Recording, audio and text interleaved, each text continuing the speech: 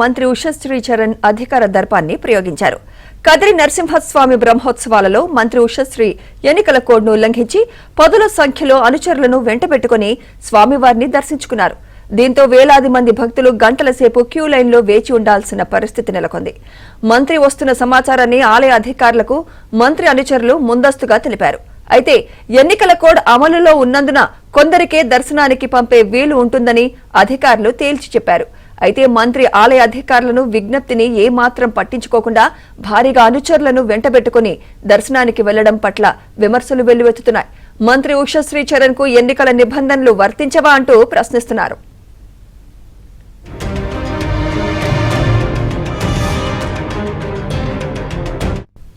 ఇదే అంశంపై మరింత సమాచారం మా ప్రతినిధి సురేష్ అందిస్తారు. సురేష్, పెనుకొండ వైసీపీ అభ్యర్థి మంత్రి ఉషశ్రీ చరణ్ తన వ్యవహార తీరును ఎంత మాత్రం మార్చుకోవడం లేదు. ఎన్ని ఆరోపణలు ఎన్ని విమర్శలు వచ్చినా లెక్కలేని తరంతో వ్యవహరిస్తున్నారన్న విమర్శలు వ్యక్తమవుతున్న పరిస్థితి కనిపిస్తుంది. ఎలక్షన్ కోడ్ అమల్లో ఉన్నప్పుడు కూడా తన అధికార దర్పాన్ని ప్రదర్శిస్తూ అనుచరులు వెంట పెట్టుకుని కదిరి లక్ష్మణస్వామి బ్రహ్మోత్సవాల్లో శ్రీవారిని దర్శనం చేస్తున్నారు. మంత్రి వ్యవహరించిన తీరు పట్ల పెద్ద ఎత్తున విమర్శలు వ్యక్తమవుతున్న పరిస్థితి కనిపిస్తుంది. మొదటగా ఆలయ అధికారులకు మంత్రి ఉషశ్రీ చరణ్ దర్శనం కోసం వస్తున్నారంటూ కూడా చెప్పారు. అయితే అనుచరులను వెంట పెట్టుకుని వస్తే ఇక్కడ ఇబ్బంది అవుతుంది. ఇప్పటికే వేల సంఖ్యలో ఆంధ్ర, కర్ణాటక, తమిళనాడుతో పాటు వేల సంఖ్యలో ఇక్కడ కదిరి లక్ష్మీనరసింహస్వామి బ్రహ్మోత్సవాలకు భక్తులు హాజరయ్యారు. వేల సంఖ్యలో క్యూ లైన్ లో ఉన్నారు.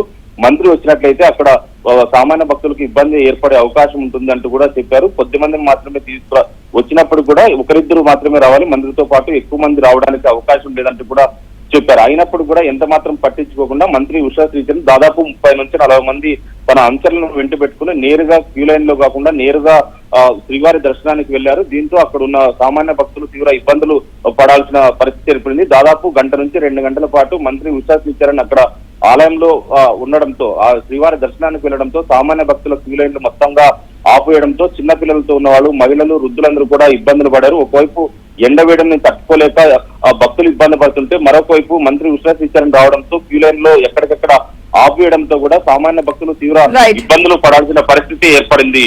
Sumitra, right, thank you Suresh.